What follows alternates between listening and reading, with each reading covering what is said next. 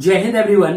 I welcome you all to my YouTube channel that is English from Basic by Nagendra sir.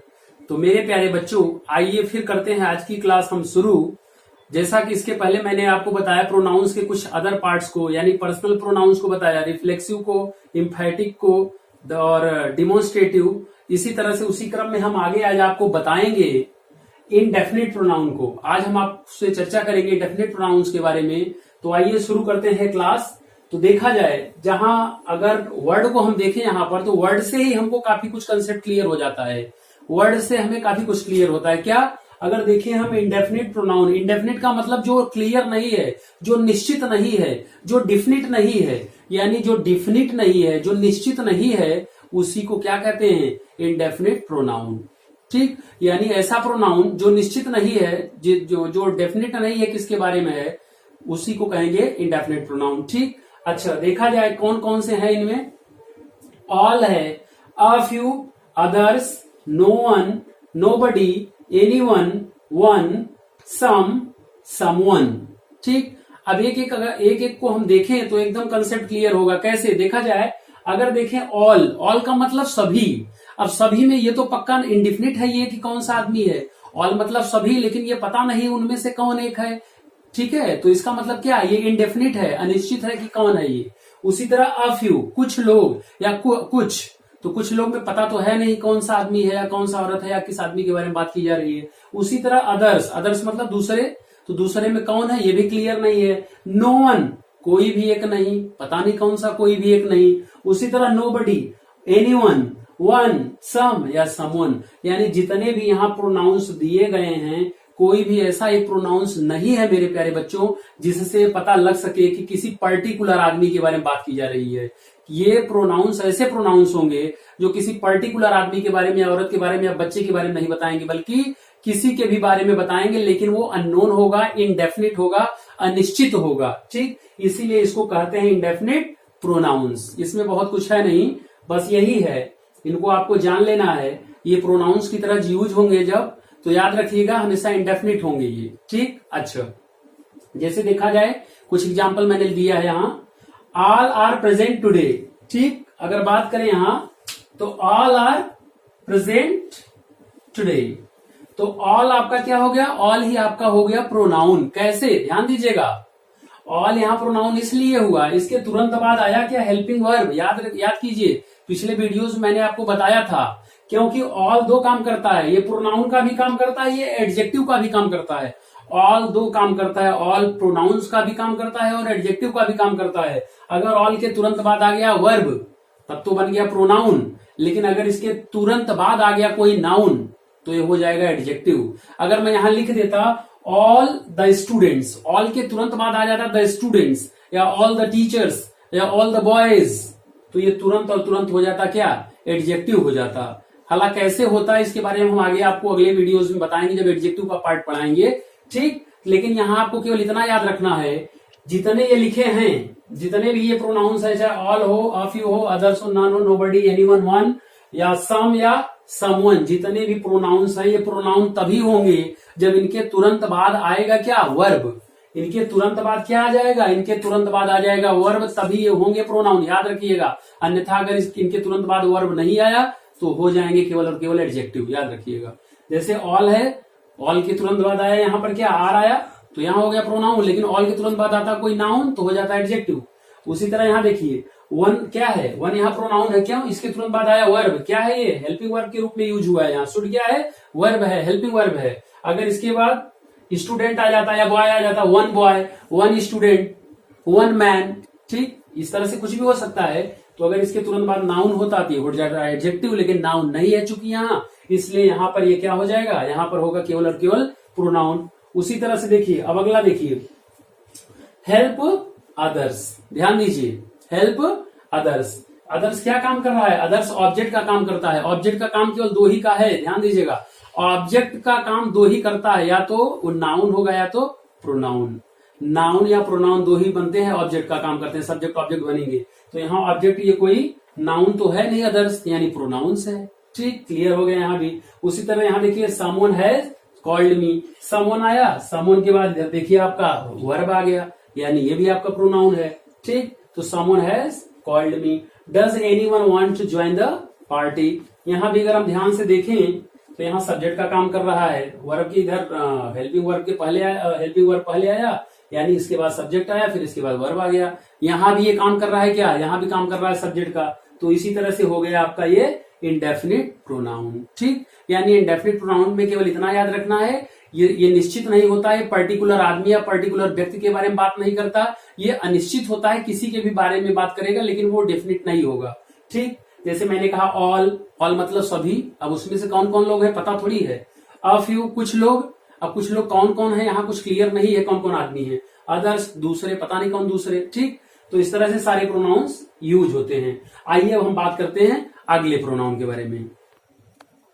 तो अगला pronoun जो है वो क्या है, डिस्ट्रीब्यूटिव प्रोनाउन। अगला प्रोनाउन क्या है, डिस्ट्रीब्यूटिव प्रोनाउन है। अच्छा, इसको जानने से पहले थोड़ा समझते हैं क्या है ये।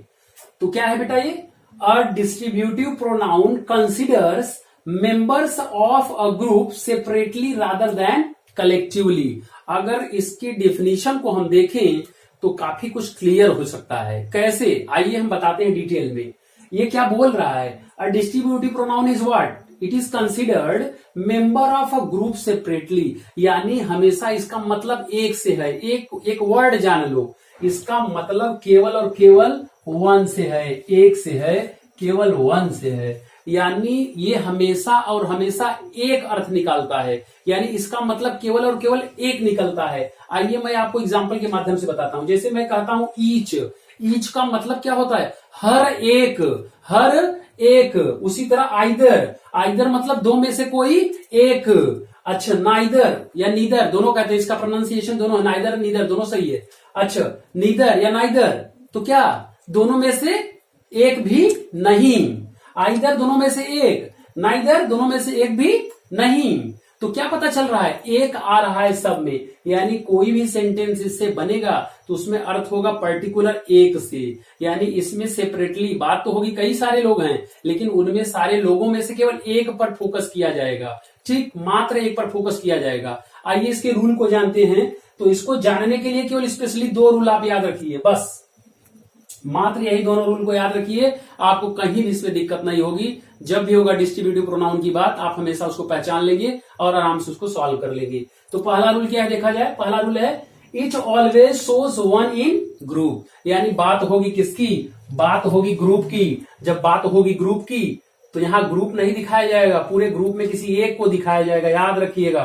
पूरे ग्रुप में बात होगी ग्रुप की, लेकिन बात होगी कितने की, केवल एक की, बात होगी केवल एक की सेपरेटली। ठीक, दूसरा रूल इसमें क्या है, दूसरा आपको याद रखना है, the verb of singular number is used. ये ज्यादा इंपॉर्टेंट है, ये बहुत इंपॉर्टेंट है। क्यों, दिखने में तो आपको लगेगा यार ये इसमें तो प्लूरल वर्ब होना चाहिए, लेकिन आपको वास्तव में यहाँ प्लूरल लगाना ही नहीं है। यानी जब ये सिंगुलर की तरह दिख रहा है, याद रखिएगा, जब ये ग्रुप में भले है, दिखने में तो ग्रुप है, लेकिन चूंकि फोकस हमारा एक पर रहेगा, इसलिए जब एक पर रहेगा तो एक के लिए हमेशा सिंगुलर वर्ब की, सिंगुलर वर्ब ही यूज होता है। तो यहाँ पर हम सब्जेक्ट के साथ केवल और केवल सिंगुलर वर्ब यूज करेंगे। देखिए एग्जांपल में हम दिखाते हैं आपको, इसके बारे में मैंने आपको जब नाउन मैं आपको पढ़ा रहा था तो नाउन में मैं इसके बारे में बताया था, इसका जिक्र किया था वहां पर। अच्छा, एग्जाम्पल से देखा जाए, each of the boys is happy. देखिए अब यहाँ देखने में तो लग रहा है यार बॉयज है, देखने में लगेगा कि यहाँ पर बॉयज है, तो बॉयज के साथ तो आर होना चाहिए, तो बहुवचन है, तो यहाँ सबने ईज क्यों लगाया है, क्यों ईज लगाया, यहाँ आर क्यों नहीं लगाया, तो उसका कारण है। क्या कारण है, मैंने यहाँ लिखा है, क्या होगा, यहाँ दो रूल लिखे, यहाँ देखिएगा, it always shows one in group, group दिखेगा लेकिन एक की बात की जाएगी, और जब एक की बात की जाएगी तो वर्ब क्या होगा, the verb of singular number is use. Singular number का वर्ब ही यूज होगा, क्यों कि फोकस हमारा केवल एक पर होगा ग्रुप में। ठीक, अगर हम यहाँ देखें each of the boys, boys तो बहुत ज्यादा हैं, कई बॉयज हैं, लेकिन फोकस किस पर है, हर एक बच्चे पर, हर एक बच्चे पर, यानी एक बच्चे पर है, यानी फोकस स्पेशली एक पर है। तो यहाँ इसलिए हो गया क्या, प्रयोग इज का, यानी सिंगुलर वर्ब का। तो याद रहे इनके साथ हमेशा ईच, आइदर, नाइदर, इन तीनों प्रोनाउंस के साथ हमेशा और हमेशा सिंगुलर नंबर का वर्ब यूज होगा। इनके साथ हमेशा एक वचन की क्रिया यूज होगी, बहुवचन की क्रियाएं कभी नहीं यूज होंगी, केवल और केवल एक वचन की क्रियाएं यूज होंगी। ठीक, दिखने में तो आपको लगेगा, स्पेशली कॉम्पिटिशन्स में पूछे जाते हैं, बहुत ज्यादातर लोग गड़बड़ी कर देते हैं। क्यों कि तुरंत देखें यहाँ बहुवचन है, बॉयज है, तुरंत यहाँ लगा दो आर, यहाँ देखे बॉयज है, यहाँ लगा दो आर, या मान लो गर्ल्स होता लगा दो आर, मेन है लगा दो आर, यानी हमेशा यहाँ रहेगा प्लूरल, और जब प्लूरल रहेगा बेकर लगा दोगे आप तुरंत प्लूरल वर्ब भी, तो पक्का पूरी तरह हो जाएगा गलत। तो ऐसा आपको नहीं करना है। करना क्या है तब, केवल दो चीज याद रख लो बेटा, दो चीज है क्या, ये हमेशा यूज होगा ग्रुप की तरह, लेकिन एक के ऊपर फोकस किया जाएगा। दूसरा जो सबसे इंपॉर्टेंट है, हमेशा और हमेशा इनके साथ यूज क्या होगा, सिंगुलर वर्ब नंबर का, सिंगुलर नंबर का जो वर्ब है, यानी एक वचन का अगर करता है तो एक वचन की उसके साथ क्रिया भी होगी। ठीक, तो कर्ता भले दिखने में यहाँ बहुवचन हो, लेकिन चूंकि हमारा फोकस एक वचन पर है, इसलिए हम हमेशा और हमेशा इसके साथ यूज करते हैं क्या, सिंगुलर वर्ब, यानी सिंगुलर नंबर का वर्ब, यानी सिंगुलर सब्जेक्ट भले ना हो, लेकिन वर्ब हम सिंगुलर का ही यूज करेंगे। क्यों कि फोकस हमारा सिंगुलर पर होता है। ठीक, अच्छा अब देखें अगला example, either of the two boys is ready to play. यहां भी अगर देखें तो बॉयज की बात करते हैं, अगर हम चाहें तो यहाँ गर्ल्स भी कर सकते हैं, कुछ और भी नाउंस कर सकते हैं, स्टूडेंट्स भी कर सकते हैं। ठीक, तो कुछ भी हो सकता है। तो either of the two boys is ready to play, यहां भी इज आ गया। क्यों हमारा उद्देश्य, हमारा संकेत, हमारा इंडिकेशन केवल एक की तरफ है स्पेशली। ठीक, अच्छा अगला देखें, either of the two girls, either of the two girls will win the race, यानी दोनों में से एक जरूर रेस जीतेगी, एक रेस जीतेगी, कोई भी दो में से एक रेस जीतेगी। यानी हमारा फोकस किस पर है, एक पर, और जब फोकस एक पर होगा तो यानी हम एक पर फोकस कर रहे हैं, तो यानी एक की बात हो रही है। जब एक की बात हो रही है तो निश्चित रूप से उसके साथ वर्ब भी सिंगुलर का यूज होगा। ठीक, इसलिए यहां लग गया क्या, विल। ठीक मेरे प्यारे बच्चों, तो इस तरह से आपका होता है ये डिस्ट्रीब्यूटिव प्रोनाउन। डिस्ट्रीब्यूटिव प्रोनाउन होता है खत्म। एक बार फिर से रिवाइज कर देता हूं, डिस्ट्रीब्यूटिव प्रोनाउन हमेशा एक ग्रुप में किसी एक पर्टिकुलर के बारे में बात करेगा, और जब एक पर्टिकुलर के बारे में बात करेगा तो हमेशा और हमेशा उसके साथ वर्ब की जो सिंगुलर सब्जेक्ट साथ जो वर्ब यूज होता है वही सिंगुलर सब्जेक्ट के साथ वर्ब यूज होगा। यानी यहाँ प्लूरल वर्ब कभी नहीं लगेगा, दिखने में जरूर लगेगा कि प्लूरल होना चाहिए, लेकिन इसके साथ सिंगुलर वर्ब ही यूज होता है।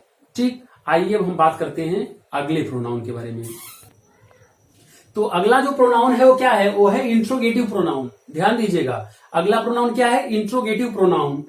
तो क्या होता है, कैसे आप जानेंगे इसको, तो बहुत विशेष इसमें कुछ नहीं है, बहुत ही इजी है, हमें लगता है सबसे इजी यही है, तो इसमें बहुत ज्यादा परेशान नहीं होना है, सिंपल सी बात है, जान लीजिए। It is used for making queries और आस्किंग क्वेश्चन। तो इंट्रोगेटिव प्रोनाउन का यूज कहां पर होता है, इसका यूज होता है क्वेरीज के लिए या आस्किंग क्वेश्चंस के लिए, यानी प्रश्न पूछने के लिए होता है या कुछ जानकारी अर्जित करने के लिए होता है। जैसे एग्जांपल में देख लिया जाए, यहाँ एक बात इंपॉर्टेंट है जानकारी के लिए बता दूं, ध्यान दीजिएगा। जो WH फैमिली है, WH का मतलब, यहाँ WH का मतलब है व्हाट, व्हेन, वेयर, हुम, व्हिच। इसके तुरंत बाद आएगा क्या, हेल्पिंग वर्ब। ध्यान दीजिएगा, इनके तुरंत बाद आएगा हेल्पिंग वर्ब, तभी होगा ये इंट्रोगेटिव प्रोनाउन, याद रखिएगा। क्वेश्चन वर्ड होगा, यानी WH फैमिली का मतलब व्हाट, व्हेन, वेयर, हुम, व्हिच या हु, इस तरह से। ठीक, तो इसके तुरंत बाद आएगा क्या, हेल्पिंग वर्ब। ठीक, अन्यथा हो जाएगा क्या, interrogative pronoun adjective, interrogative adjective हो जाएगा। ठीक, हालांकि मैं उसको एडजेक्टिव को बताऊंगा तो आपको बताऊंगा इंट्रोगेटिव एडजेक्टिव होता कैसे है। तो यहां पर केवल इतना याद रखिएगा, क्वेश्चन हेल्पिंग वर्ड यानी जो WH फैमिली है, यानी व्हाट, व्हेन, वेयर, हुम, व्हिच, क्वेश्चन वर्ड के तुरंत बाद हेल्पिंग वर्ब आएगा, इतना ध्यान रखिए, बाकी कुछ है नहीं यहाँ। आइए देखते हैं एग्जाम्पल क्या है। अगर बात करें यहाँ व्हाट इज योर नेम, तो व्हाट के तुरंत बाद आया क्या, हेल्पिंग वर्ब। व्हाट क्या है, WH फैमिली का पार्ट है, यानी क्वेश्चन वर्ड है, इसके तुरंत बाद आया हेल्पिंग वर्ब, इसके तुरंत बाद आया हेल्पिंग वर्ब, यानी ये काम कर रहा है क्या, प्रोनाउन का।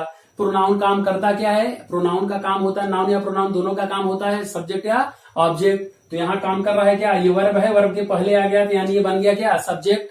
तो सब्जेक्ट का जब काम कर रहा है व्हाट, तो व्हाट जब सब्जेक्ट का काम करेगा तो केवल और केवल होगा क्या, केवल और केवल इंट्रोगेटिव प्रोनाउन होगा। उसी तरह यहाँ भी देख लें, what is she doing, what is she doing, वो क्या कर रही है। यहाँ भी देखें, यहाँ भी वर्ब का सब्जेक्ट बन रहा है, जब सब्जेक्ट बन रहा है तो ये भी प्रोनाउन का काम कर रहा है। ठीक, सब्जेक्ट कैसे बन रहा है, वर्ब के पहले आ गया है। ठीक, अच्छा यहाँ देख लें, वेयर आर यू गोइंग, यहाँ भी देखे तो यहाँ वर्ब है, वर्ब के पहले वेयर आ गया, यहाँ भी सब्जेक्ट का काम कर रहा है, यानी यहाँ भी हो गया क्या, यहाँ भी हो गया आपका क्या, इंट्रोगेटिव प्रोनाउन। ठीक, अगले में देख लिया जाएगा। अब देखिए यहाँ थोड़ा आपको समझना होगा, हु टीचेज यू इंग्लिश। ध्यान दीजिए, मैंने आपको क्या कहा, इसके तुरंत बाद वर्ब आएगा। वर्ब का मतलब जरूरी नहीं हेल्पिंग वर्ब ही आ जाए, मेन वर्ब भी हो सकता है। अच्छा, तो हु है, हु क्या है, WH का पार्ट है। WH मतलब व्हाट, व्हेन, वेयर, हुम, व्हिच, मैंने आपको बताया। तो ये क्वेश्चन वर्ड है, तो क्वेश्चन वर्ड के तुरंत बाद आ गया क्या, वर्ब। ये क्या है, वर्ब है, ये केवल और केवल वर्ब है। और जब वर्ब है तो वर्ब के पहले आया है वर्ड क्वेश्चन वर्ड, और जो क्वेश्चन वर्ड वर्ब के पहले आ गया तो काम करेगा सब्जेक्ट का, और जब काम करेगा सब्जेक्ट का तो हो जाएगा क्या, केवल और केवल इंट्रोगेटिव प्रोनाउन। ठीक, तो यहाँ पर ये आपका सब्जेक्ट का काम कर रहा है, कर्ता का काम कर रहा है, कौन, हु। अब हु है क्या, क्वेश्चन वर्ड है, और जब ये सब्जेक्ट का काम कर रहा है तो हो जाएगा आपका क्या, ये आपका इंट्रोगेटिव प्रोनाउन हो जाएगा। तो ये आपका हो गया interrogative pronoun, who teaches you English. ठीक, तो इस तरह से होगा आपका इंट्रोगेटिव प्रोनाउन। तो मेरे प्यारे बच्चों, आज के लिए इतना ही, और एक प्रोनाउन और बचता है। अगर बात करें प्रोनाउन की तो केवल एक प्रोनाउन और बचता है, वो है आपका रिलेटिव प्रोनाउन। उसको चूंकि वो लंबा है तो अगली वीडियो में हम उसको लेंगे और डिटेल में उसके बारे में चर्चा करेंगे। तो आज की वीडियो आज यहीं पर खत्म करते हैं, और खत्म करने से पहले एक मेरा रिक्वेस्ट है, अगर आप कुछ सीखे हो इस वीडियो से तो मेरा रिक्वेस्ट है प्लीज लोगों तक शेयर करें और चैनल को सब्सक्राइब करें, लाइक करें, जिससे कि मोटिवेशन मुझे मिलते रहे और इसी तरह मैं आपकी हेल्प करता रहूं। तो आइए चलते हैं, फिर मिलते हैं अगले वीडियो में। जय हिंद।